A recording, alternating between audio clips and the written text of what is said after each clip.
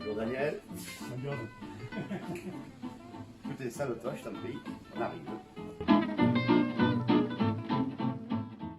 Bonjour à toutes et bonjour à tous, merci de nous recevoir une nouvelle fois chez vous et vous êtes de plus en plus nombreux à nous rester fidèles. Il est toujours à la réalisation bébé Benjamin Baron, que ce soit au montage, à la réalisation, plus que jamais à nos côtés, et France Pellicano à la photo ainsi qu'à la communication de cette émission.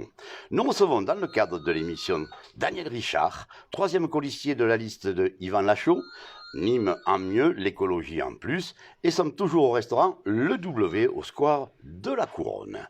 Ce n'est un secret pour personne, Daniel Richard a semé le trouble en changeant son fusil d'épaule, passant de la gauche à celle de droite. Alors, selon le proverbe, il est dit, attention à tes pensées, elles deviendront tes projets, attention à tes paroles, elles deviendront tes comportements, attention à tes comportements, ils deviendront des habitudes. Bonjour Daniel Richard, sois le bienvenu sur le plateau de Tête à Tête. Bonjour monsieur le philosophe. Oh, monsieur le philosophe. Alors comment vas-tu? Parce qu'on a su que tu as eu ce Covid là, ça s'est bien passé, ça va mieux maintenant? Bon, ça se passe jamais bien, mais ça, bah oui, ça va mieux. C'est, on va dire, 3 semaines de légère souffrance. D'accord. Bon, tout est rentré dans l'ordre. Ouais, c'est plus qu'un mauvais souvenir et encore. Bien, Bouddha, justement, disait... Je me suis pas trompé. Non, tu ne t'es pas trompé. Nous sommes ce que nous pensons. Mais alors, qui es-tu, toi, Daniel Richard? Je suis pas Bouddha. Non, tu... Moi, j'étais et je suis resté. Alors, c'est là où on me comprend pas, souvent. C'est que je suis un homme ni de gauche ni de droite. Je suis un écologiste. Et je pense que les écologistes aujourd'hui en France ont un grave problème, c'est qu'ils raisonnent toujours gauche ou droite.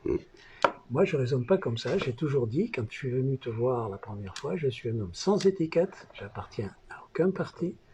Je suis un homme qui vient des ONG ou qui vient de l'associatif, qui a 30 ans de vie militante écologiste, mais qui n'est ni de gauche ni de droite, qui sait critiquer la gauche et qui sait critiquer la droite. Alors c'est pas une position, on peut dire philosophiquement, c'est le oui et non est une position facile. Je pense que c'est plus difficile parce que sa stabilité est difficile à faire comprendre, mais c'est une position et qui est la mienne.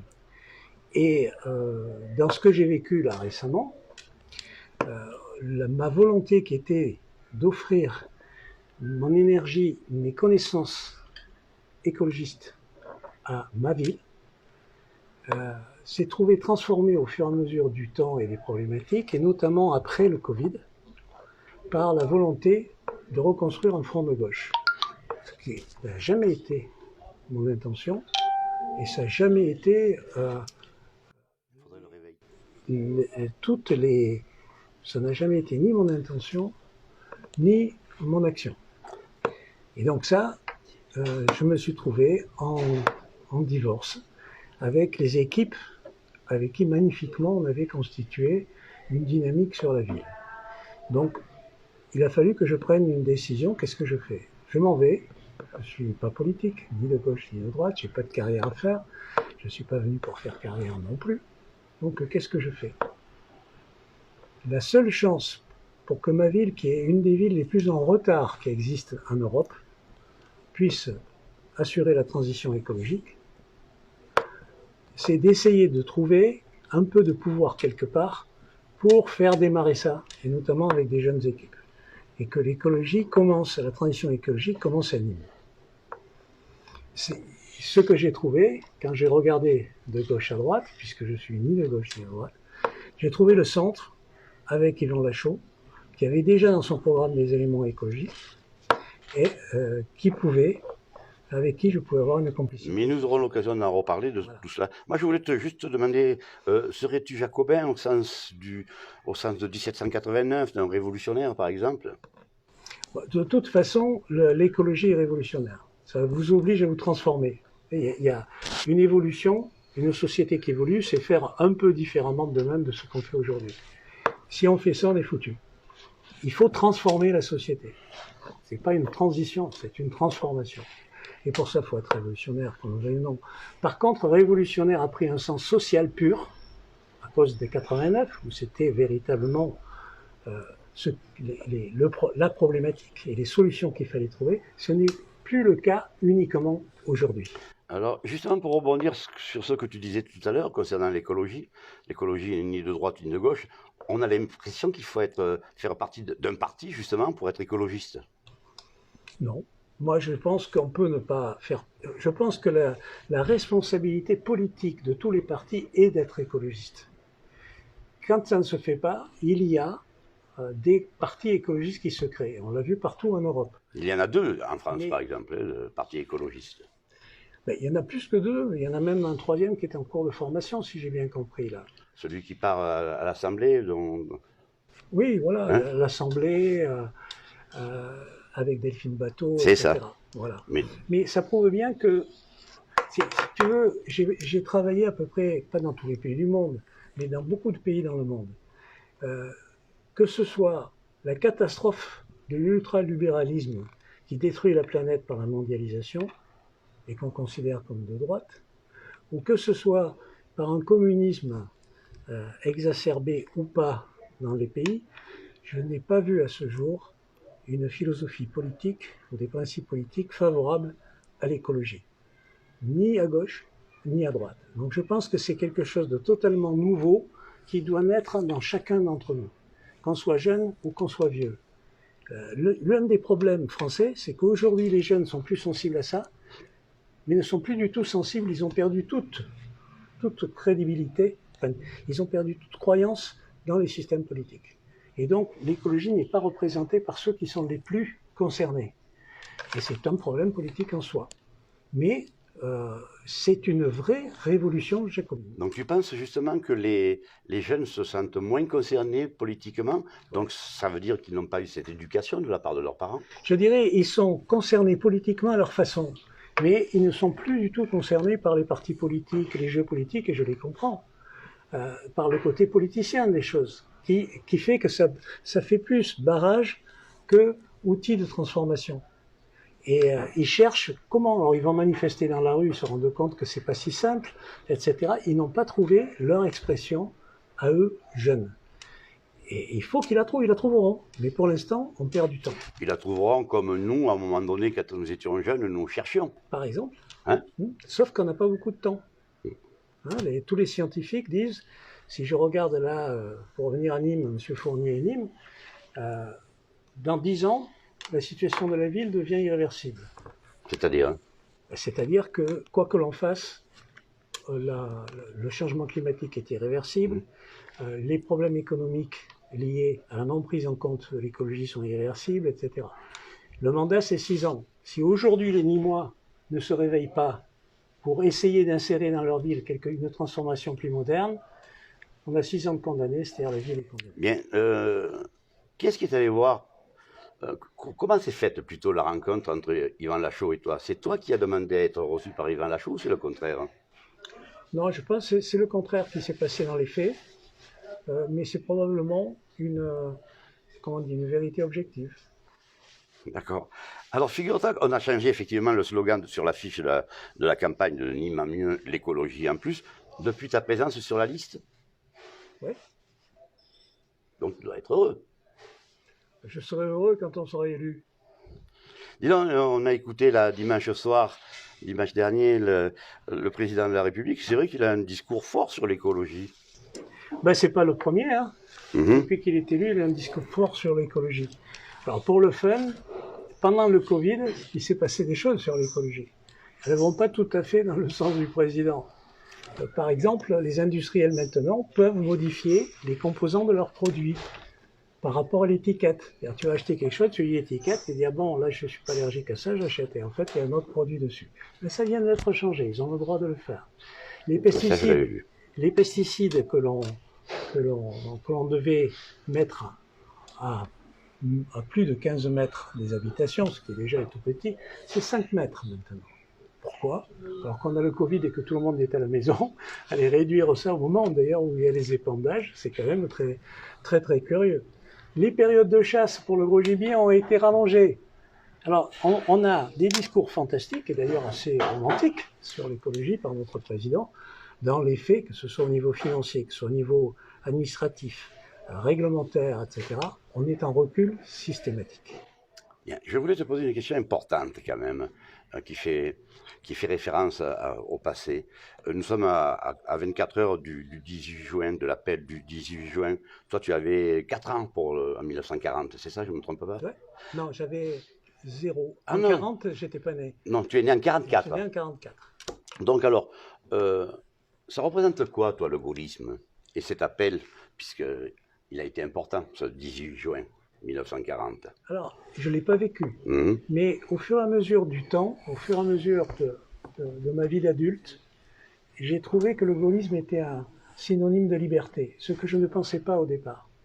Et que je pense que lorsqu'on fait un retour en arrière, comme ça, sur cet appel et tout, c'est véritablement un appel à la liberté de la personne, à la liberté d'être. Il est fait de l'extérieur parce qu'on est occupé, enfin il y a plein de symboles. Et pour être tout à fait, comment dirais-je, ça serait bien qu'il y ait un appel du 18 juin écologiste. À ce sujet, lorsqu'il a eu son premier mandat, le général de Gaulle, il n'y avait pas le clivage gauche-droite. Non? Il n'existait pas. Ouais. C'est ensuite, avec Ouais. Pompidou. Ouais. Et il n'existait pas aussi parce qu'elle venait de souffrir terriblement. C'est-à-dire que c'est un peu comme lorsque tu as une violente douleur, tu ne sens pas les petites douleurs. Et après cette guerre incroyable, la douleur était tellement forte que les clivages, le temps passé dans les clivages étant inutile, a disparu. Aujourd'hui, on se retrouve devant des meurtrissures à venir à cause de notre impact sur notre planète. Ça va être violent et ça va être extrêmement dur. Exactement comme une guerre violente. Et là, les choses devront se réunir. Quand on ne peut pas critiquer le voisin si on a la même tempête. Et quelque part, je reviens sur ce que je disais, le domaine du pouvoir politique de l'écologie et de l'ordre, et tu as raison de poser la question dans ce sens, d'un appel du 18 juin. On n'a pas suffisamment fait ce qu'il fallait, donc, parce que Ouais. l'écologie n'existe pas depuis hier, quoi, je veux dire. On n'a pas fait, les cris d'alarme qu'il y a eu n'ont pas été suffisamment entendus. Alors, c'est assez extraordinaire, c'est que avec tous les médias que nous avons, il y a 50 ans, Haroun Tazieff et Dumont ont poussé des cris qui pourraient être poussés aujourd'hui. On a perdu 50 ans. Alors on a perdu 50 ans, c'est pas le hasard, c'est pas ta volonté, ni la mienne, ni celle des citoyens, ni moi. C'est que les systèmes qui nous dominent, y compris les systèmes politiques, dont les systèmes gauche-droite, etc., empêchent de prendre conscience de ça. On a tellement mis les gens dans un dieu de l'économie, un dieu du progrès économique. Avant, il y avait le progrès des connaissances, il y avait le progrès de la personne avec les religions. On est arrivé à dire, on a le progrès économique, c'est le PIB, personne ne sait ce que c'est. Du moment qu'il a grandi, je suis plus heureux. C'est nul. Et cet aspect-là, on arrive au bout. Mais cette prise de conscience est empêchée par des grands lobbies. Les lois démocratiques qui pourraient nous redonner la conscience individuelle ne sont pas observés. Les lobbyistes, ils vont à l'Assemblée nationale, ils sont les rois. Il y en a 22 000 à Bruxelles. Donc, qu'est-ce qu'il faut On ne te laisse faire? pas la liberté d'être écologiste. Et c'est pour ça que je me dis, non seulement j'ai pas la liberté de l'être, mais les systèmes politiques m'empêchent de l'être. C'est le cas à Nîmes. Pour des raisons de front ou d'union de la gauche, on ne peut pas mettre l'écologie à Nîmes. On attend que ce soit le Front National, on attend que ce soit les Républicains, ils sont là en train de dire l'écologie c'est pour les bobos. Quand ça va leur tomber sur la figure. Mais elle y était quand tu as créé cette liste, cette écologie. Ouais. Et elle s'est déviée dans les clivages traditionnels gauche-droite. Et donc, d'une façon pragmatique, qu'est-ce qu'il me reste à faire? Partir et dire, j'abandonne le travail qui est fait, j'abandonne la mission que je me suis donnée, où il y a encore une chance possible, et puis une petite durée pour pouvoir convaincre mes concitoyens, ni moi, qu'il faut transformer, qu'il faut réagir, il faut qu'ils se réveillent. Et ça me met en colère. Qu'as-tu à dire à Jérôme Puech, à Karine Winché, qui est-ce qu'il y a encore, une personne que j'aime bien, Nicolas Nadal, et d'autres personnes, je les aime bien aussi. Qu'est-ce que tu leur dis? Qu'est-ce que tu as à leur dire, puisque le message apparemment n'est pas bien passé? Non, il y a un coup de l'émotion. Mais ce que je vais leur dire, quand on va se revoir bientôt, vous comprendrez que je n'ai fait ça que pour mes idées écologistes. Je n'ai fait ça que pour la vérité auprès des citoyens nîmois. Je n'ai pas fait ça pour des raisons politiques. Comment je peux continuer comme ça? Par exemple, je prends le PS. J'aime beaucoup Jérôme Puech, une espèce de soldat perdu que son parti oublie complètement. Qu'est-ce qui s'est passé? Il m'a fallu 3 mois pour obtenir un rendez-vous avec le socialiste président du département pour expliquer le programme et tout. C'est quand même important qu'on explique notre programme au président du département. Tu penses qu'il n'a pas joué le jeu? Voilà. À la fin de l'entretien, où il me présentait qu'il allait faire des pommes pour les cantines bio, je lui posais la question. J'ai dit, Monsieur Boine, bien entendu, vous êtes socialiste, vous nous soutenez. Il s'est mis à rigoler et il m'a dit, certainement pas. Et moi, je suis ni gauche ni droite. J'ai dit, mais alors, j'ai une alliance avec des socialistes. Le patron du département qui est socialiste me dit qu'il ne me soutient pas. La présidente de région ne me soutient pas. Le responsable départemental ne me soutient pas. Où est la trahison? Et Sybille Jeannequin, parce qu'elle qui représentait quand même l'écologie, quel rapport tu as eu avec elle et quels sont les rapports que tu as? Sybille Jeannequin était porte-parole au niveau de ELV. J'ai eu des rapports très longs avec ELV, où on a échangé, etc. Et ELV m'a toujours soutenu. Après, c'est un problème personnel de Sybille Jeannequin, et je ne veux pas entrer dans les problèmes internes de trucs. Mais pour moi, par exemple, j'ai demandé à voir tous les militants, bien avant la décision. J'ai voulu voir tous les militants de ELV. Enfin, on fait des réunions comme ça. On m'a interdit de les voir. Avant que je prenne cette réunion, qu'est-ce que je fais? Je peux même plus voir les gens qui me soutiennent. À Objectif Gare, Jérôme, il passe et il dit, pensant que les élections seraient en septembre et en janvier, qu'est-ce qu'il dit? Il dit, ben, comme ça, on va se libérer de Daniel Richard et des Insoumis. Et comme ça, on pourra peut-être gagner. Bien, mais moi, je suis là. Comment je prends cette déclaration? Il a d'ailleurs confirmé. Et c'est moi qui trahis. On va voir un média à Nîmes et on va lui dire, je ne veux plus de Daniel Richard. Et quand Daniel Richard prend une solution pragmatique, tenant compte de tous ces points-là, les socialistes qui ne nous soutiennent pas, le représentant du Parti socialiste qui dit de toute façon on va le changer, les autres qui disent ok, etc. Alors je suis le traître. Comment je suis le traître? Mais regardez-vous, c'est une évolution normale. En plus, le mot trahison et traître qu'on a appliqué, c'est un mot de procès stalinien. Et c'est justement ça qui est pas beau dans la politique. On m'a noirci, et tu le sais bien, sur les sites, etc. Les communistes n'ont pas arrêté de dire c'est un destructeur d'emplois. J'aimerais bien d'ailleurs dire, moi j'ai créé des milliers d'emplois dans mon métier. Monsieur Vincent Bouget, qui m'attaque, j'ai licencié. Il vient me voir, je vais lui montrer le nombre de milliers d'emplois que j'ai créés. Combien il en a créé, lui? C'est moi qui l'attaque et qui m'insulte, et que ses collaborateurs m'insultent. Tout ça, ça s'est fait en coulisses, parce qu'on n'a pas vu trop d'insultes de la part de Vincent Bouget. Ben, il faut lire les sites. Mais des insultes. Oui. Je ne suis pas comme M. Fournier, je ne porte pas plainte en diffamation. C'est peut-être mon tort. Hein.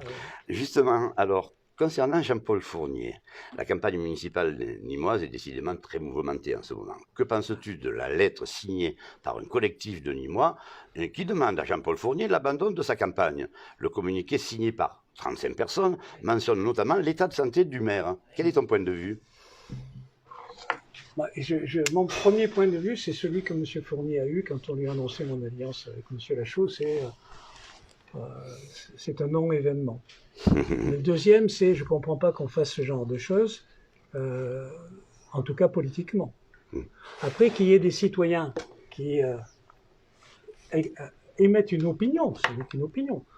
et qu'elle la rende publique, ça fait partie de la démocratie. Si cette opinion est fausse, ben c'est le rôle du maire d'y réagir. Et si elle est pas fausse, c'est assez grave pour les citoyens nîmois qui doivent peut-être aller chercher autrement.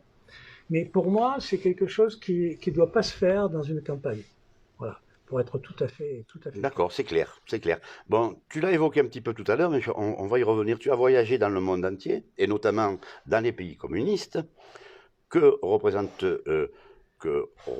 pour toi le collectivisme? Parce que tu es anticommuniste. Non, je suis anticommuniste au niveau systémique, oui. C'est-à-dire que quand on dit anticommuniste, si tu mets le label de la bagarre à gauche-droite, c'est pas ça. Je suis anticommuniste, pourquoi? Parce que quand tu présentes, par exemple, comme M. Bouget, qui met en 3e place, ou je sais pas quoi, sur sa liste, un des grands lobbyistes pro-nucléaire, qui est M. Prat, d'accord? Et qui va dire, je suis écolo, là c'est une trahison. Et quand je vois que le Parti communiste fait la promotion de la 5G en France, là on pourrait développer toute une émission sur la 5G, c'est anti-écolo. Quand je les vois faire la promotion des incinérateurs en France, c'est anti-écolo. Le Parti communiste n'est pas écologiste et c'est un parti anti-écologiste, dans la réalité des choses. Alors on me dit, oui, il y a le maire de Barjac, et la cantine bio, ses écoles. Je félicite le maire de Barjac. C'est certainement un humaniste de grande qualité. Mais le parti politique, avec son administration, sa puissance, sa formation, la plupart des communistes, il y a pas mal de communistes ici à Nîmes qui sont formés à Moscou.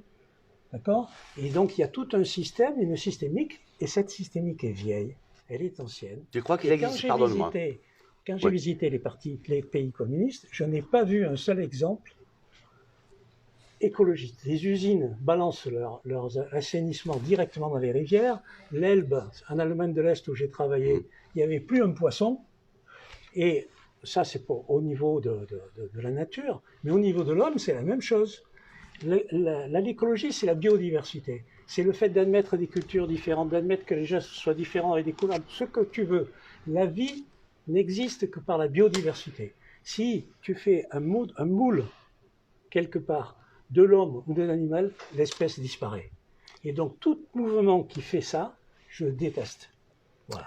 Donc tu crois qu'il est toujours trop présent, le Parti communiste du côté de Moscou? Bien sûr. La 5G, elle vient d'où?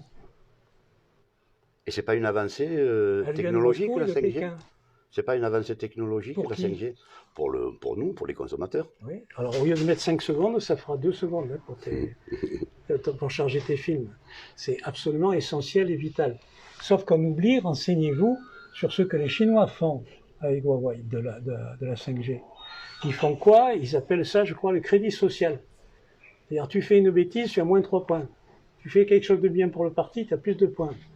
Tu as une reconnaissance faciale qui ne peut exister qu'avec la 5G. C'est-à-dire que le jour où la 5G est implantée, la reconnaissance faciale peut jouer. Tu vas avoir un stockage anti-écolo de données qui va permettre d'avoir tous les citoyens sous contrôle. Et le contrôle existe déjà. En Chine, il y a 4 pays qui sont intéressés par le crédit social, dont la France et la 5G. Et la 5G est absolument nécessaire pour ça. Si tu l'as pas, tu peux pas. Mais pour moi, quand je veux télécharger quelque chose, j'ai pas besoin d'avoir 3 secondes de moins. C'est de la rigolade. Alors on me dit entre les entreprises. Elles ne bossent pas les entreprises aujourd'hui? Elles ont besoin de ça? C'est du baratin. Et c'est du baratin de haut niveau. Et le jour où c'est mis en place, tu as une perte de biodiversité incroyable. L'homme sera dans un moule, il sera contrôlé. Regardez tous ce que c'est que le crédit social en Chine. Si vous en rêvez après, j'ai tort. Si vous n'en rêvez pas, j'ai raison. Bien, on va parler un petit peu de ton programme quand même. Si tu veux. Hein? Il n'a pas changé. Hein. Du programme que vous avez en commun avec Yvan Lachaud. Ouais.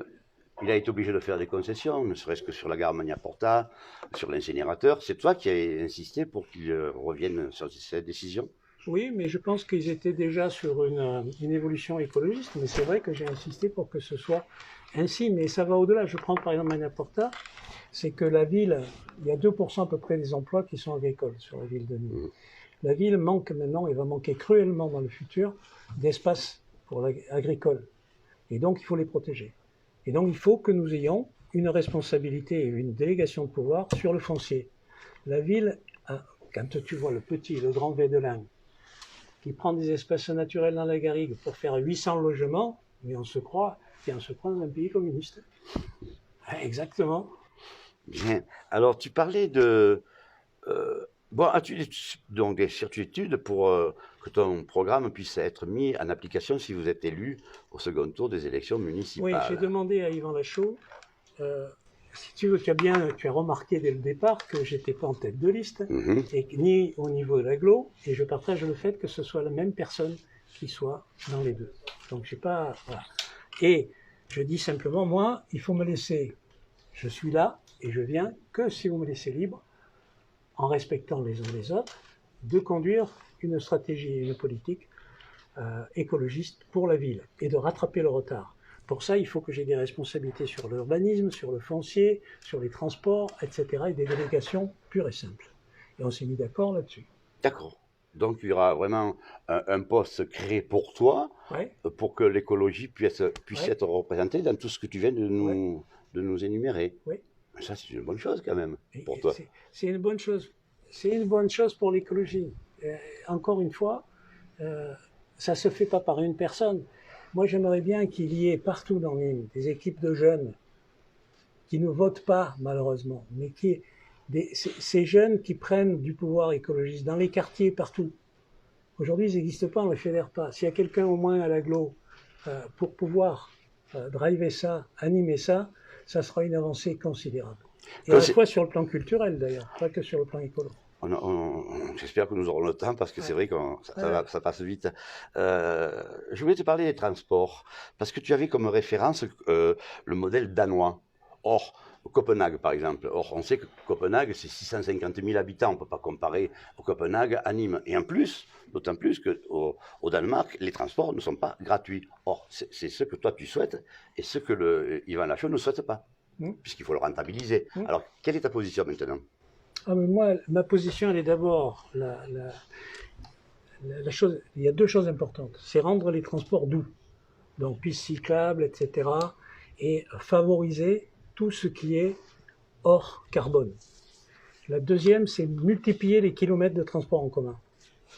C'est-à-dire que cette ville, est-ce que tu sais que sur 100 emplois à Nîmes, il y en a 50 qui sont publics, fonctionnaires, et il y en a 15 qui sont des réparateurs automobiles.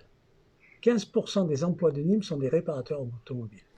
Parce qu'il y a tellement de voitures dues à l'extension de n'importe où de la ville que tout le monde est en bagnole qu'elle grimpe aux arbres. Et que ça fait partie de l'économie nîmoise. Donc les transports, et pour éviter ça, il n'y a pas 36 solutions. Et aujourd'hui, il y a des gens qui ne peuvent pas travailler parce qu'ils ne peuvent pas aller travailler. Il faut multiplier les kilomètres de transport. Après, la gratuité, c'est un problème économique stricto sensu du système. Déjà, il faut que la gratuité pour tous les cas sociaux, au moins 60% des utilisateurs, soit quasi immédiate. Et elle l'est en partie. Et puis pour le reste, il faut monter progressivement pour aller sur une utilisation du transport la plus facile possible, et donc la gratuité si c'est possible. C'est ce que propose Jean-Paul Fournier. Ben, tant mieux. Et c'est ce qu'il n'a pas fait. Et notamment, il nous a foutu des bus diesel, double ou triple, incroyables. Je voulais te demander, que penses-tu de l'ouverture de l'artère principale et traversant justement la gare et du côté de l'Esplanade, parce que toi, tu étais opposé, or Yvan Lachaud, non ? Non, non. Mais parce que ça veut dire un flux important de véhicules. Ouais, il faut trouver une solution à ça. Parce que Yvan Lachaud est favorable à cette situation. Oui, tout à fait. Tout à fait. Moi, je ne comprends pas, il n'y a pas beaucoup de villes où tu as une ceinture de boulevard qui soit coupée. Donc, il y a un problème de coupure. Il faut regarder techniquement comment gérer la continuité. Et le problème des véhicules est un problème que tu règles par ailleurs. Si tu as trop de véhicules, aujourd'hui, il y a tout ce quartier-là qui est en train de mourir. Tu veux parler du boulevard Gambetta ? Oui. Et des rues adjacentes. C'est-à-dire que quand tu regardes, quand tu remontes vers la rue Général Perrier, les Crémieux, etc., il y a les magasins qui ferment. Il y a une espèce de gangrène qui s'installe. Elle est due aussi au manque d'irrigation de ce boulevard. Donc il faut re-irriguer. Mais ça ne veut pas dire que toutes les voitures doivent passer par là. En plus, ces boulevards sont beaux. Et donc, il faut les rendre encore plus attractifs, encore plus beaux, encore plus festifs. Et peut-être y mettre des fontaines, peut-être y mettre des plans d'eau, peut-être faire quelque chose dont la ville soit fière. Pour ça, il faut modifier un certain nombre de choses. Mais le transport en commun est absolument nécessaire à la baisse du trafic automobile sur Nîmes. Tu sais que Petit et Grand Védelin, c'est 2000 voitures de plus sur Nîmes chaque jour. Qu'est-ce qui est fait pour les gérer? Rien, il n'y a pas un parking supplémentaire, rien. C'est une ville qui ne travaille que du béton. Je construis, béton, béton, béton. Et bagnole, bagnole, bagnole. Je reviens sur cette artère principale qui part de la gare, Ouais. qui remonte ici. Yvan Lachaud m'avait dit, ici même, Ouais. dès que je serai maire, On va chercher la faire passer. j'ouvrirai cette Ouais. grande artère. Moi, je rajoute simplement, il faut l'ouvrir avec des conditions pour éviter qu'on ait une asphyxie qui se trouve derrière. Mais il faut la rouvrir. D'accord, vous en avez discuté de cela? Oui. Oui. Tant mieux, ce sont des questions qu'on peut se poser. Et je peux même te dire qu'il y a des problèmes techniques. Il m'a opposé à certaines solutions que je lui ai données, des problèmes techniques, donc on continue à en discuter. Parfait. Alors, la sécurité, on pourrait en dire 2 mots sur ton programme, la sécurité et la culture. Ensuite, ce sera l'heure de nous dire au revoir. La culture, parce que c'est une chose importante, la gratuité. Tout le monde en parle de la gratuité des conservatoires, des musées, etc., etc. Qu'est-ce que vous avez prévu pour cela? Mais on ne peut pas élever nos enfants dans une culture de grande consommation. On ne peut pas en faire des gosses matérialistes. Pour ça, il faut les équilibrer avec des produits culturels. La culture est aussi de la biodiversité. Et la culture, c'est ce qui fondamentalement nous permet de goûter et de vivre.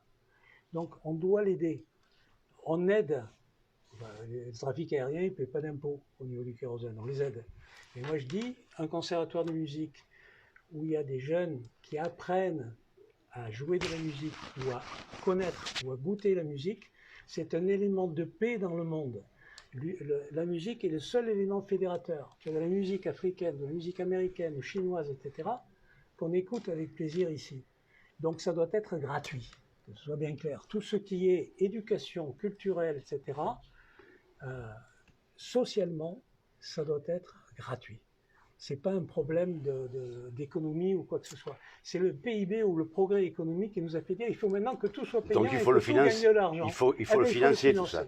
Ouais. Et je préfère financer ça que 200 millions d'euros pour faire une déviation pour les bagnoles, pour 100 000 voitures. Donc ça rentre dans la culture. Ce qui peut rentrer dans la culture également, c'est de la musique pour animer une ville. Alors ça, oui, tout à fait.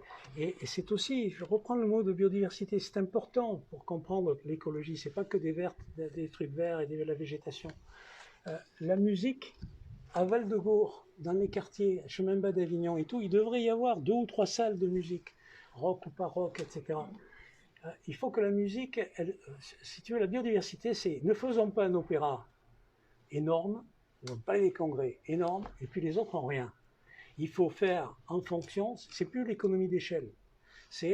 On a besoin de musique au chemin d'Avignon, on met une salle de musique, une salle de concert. On aide les gens qui veulent faire de la musique au chemin d'Avignon. Pareil à Val-de-Gour, pareil dans le centre-ville. On multiplie les lieux pour multiplier les lieux culturels, les lieux musicaux, etc. Et d'ailleurs, si je me rappelle bien, quand j'étais de notre âge, dans la feria, il y avait quelque chose qui avait un succès énorme, qui s'appelait Musique en stock. Je sais pas si tu me souviens, très bien. Ça se passait dans certaines places. Et bien voilà, il faut refaire des musiques. Un peu comme pour les Jeudis de Nîmes. Pareil. Ça existe pour les Jeudis de Nîmes. Ben, il faut le rendre permanent pour certains aspects. Ce que je veux dire, c'est que les quartiers méritent leur outil culturel. Quand je passe aujourd'hui à la Placette, par rapport à il y a 40 ans, c'est une honte. Oui. On a tué tout un quartier. Alors comment, pourquoi? Il faut l'étudier, il faut le regarder. On a tué un quartier, on a tué également les associations, et ça j'y tiens, parce que pour la feria par exemple, il y avait un tas d'associations qui pouvaient créer leur bodega, on leur a imposé une telle sécurité que ça n'a plus été possible pour eux. Et la Placette, il y avait vraiment un noyau là qui... Mais ça c'est un élément, le monde associatif est prioritaire dans nos programmes. Je voulais en parler justement. L'association... Il est malheureusement manipulé politiquement. Et comme les comités de quartier alors? Et le comité de quartier est manipulé aussi politiquement, mais il est très intéressant. Je suis Bien allé sûr. à des réunions de comité de quartier. Bien sûr qu'il est très intéressant, La indispensable. mairie s'est faite engueuler, et à juste titre, où on va, les derniers arbres qu'ils avaient dans le quartier, on les abat. Ils ont le droit de gueuler. Tiens, un petit rappel de tes propositions du premier tour. Planter 10 000 arbres et 100 un mur. 000. Ah, moi j'avais vu 10 000. 100 000 Attends, 100 moi 000. tout seul, j'en ai planté 12 000 avec mes petites mains. Alors, je rigole, mais avec Artus Bertrand, tu connais Yann Oui. Artus Bertrand. Il fait beaucoup d'hélicoptères, beaucoup de voyages. Moi, j'en faisais aussi beaucoup. Je me suis calmé. Mais bon. Et pour me racheter, et pour se racheter, on a décidé de planter des arbres. Et donc, c'est un truc que je connais bien. Et donc, j'ai planté 12 000 arbres, moi, pour moi, et Yann Artus, je ne sais plus combien il en a fait. Où est-ce que tu les as plantés ces Et là arbres? où ils ont brûlé à Générac. Ah oui, oui, c'est vrai que vous avez eu Ah, pas ouais. mal. Mais dans la plantation d'arbres, c'est pas un arbre comme ça que tu vas planter. Ce sont des petites plantations pour qu'ils deviennent grands. ben, Tu bien ne sûr. plantes pas des gros trucs. Bien sûr. Et 100 000, il faut à peu près 200 hectares. La commune, mais on peut faire ça aussi sur l'agglo, en possède 1600. Mm. Donc, pardon, 16 000. À 16 000, c'est mieux. Donc on a la place. Mais surtout, ce qu'il faut savoir, c'est que les arbres sont bons pour les enfants. Ils sont bons pour la mentalité des gens. Il y a moins d'agressivité dans les quartiers où il y a des arbres. Et ensuite, ils sont bons pour rafraîchir la ville. La ville, ben tu oui. la rafraîchis pas de l'intérieur, tu la rafraîchis aussi parce que tu as une forêt de 50 hectares à 10 km ou à 5 km. Nous allons être obligés d'arrêter C'est l'émission. pas riche l'écologie quand Ah, même. bien sûr. Bon, en tout cas, allez alors, sache que ça me fait toujours réveillez-vous, plaisir. dis-moi, réveillez-vous. C'est la deuxième fois que je te reçois. On avait reçu en vidéo Lydie et Zachary, Ouais. et qui a bien une émission qui a bien fonctionné. Donc c'était important également qu'ils soient là ce matin. Je voulais vraiment te remercier. Et puis si tu avais un message à délivrer au Nîmois avant que ne cesse cette émission, quel serait-il ce message? Oh, j'en ai beaucoup pour les. Alors, Mais un je seul. vais en choisir un. C'est pour les jeunes et les vieux, ni moi. C'est ne pensez pas, n'écoutez pas les politiques. Vraiment. Pensez qu'il nous reste très peu de temps pour ne pas avoir honte. Et pour se dire, mais si j'avais su. Ça nous arrive dans nos vies de dire, si j'avais su. Mais là, c'est fondamental. Je regarderai mes petits-enfants dans les yeux avant de mourir si je fais. Mais pour faire ça, il faut voter. Et il faut voter sur des personnes qui vont transformer la société. Et les jeunes, là, votez. C'est votre futur. Bon, le système, il n'est pas terrible, mais votez. Pardon, tu dis n'écoutez pas les politiques, mais lorsqu'on s'engage comme toi, on fait de la politique quand même. Parce que je suis bien obligé. Si tu me donnes un autre système pour pouvoir transformer ma ville et m'exprimer, j'utiliserai un autre système. Bien. Je ne suis pas, parce que je répète, je ne suis pas un politicien. Et c'est pour ça qu'on me traite comme on me traite. Parfait. On avait d'autres questions, on n'aura pas le temps. C'est bien, on a laissé comme ça Prochaine les fois. choses aller comme cela, et c'est important. Alors je voulais remercier bébé Benjamin Baron, notre réalisateur, qui est là toujours fidèle au poste. Remercier également France Pellicano qui s'occupe des photos, qui s'occupe de la communication de l'émission et qui est une pièce importante pour que cette émission puisse avoir une pleine réussite. Et qui est essentiel. Et qui est essentiel, merci. En tout cas, merci d'être venu, Daniel Merci, Richard. Patrick. À très bientôt. Bye bye. Et puis, restez-nous fidèles. Au revoir.